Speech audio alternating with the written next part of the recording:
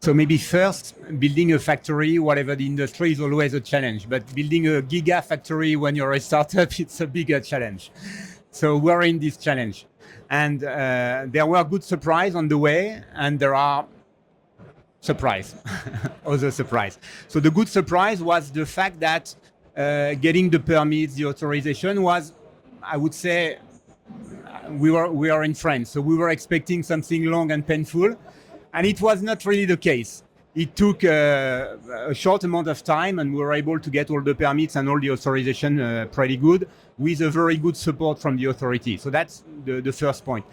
The second point is that we need to raise funds, and public funds and subsidies were, as expected. So it was a good news.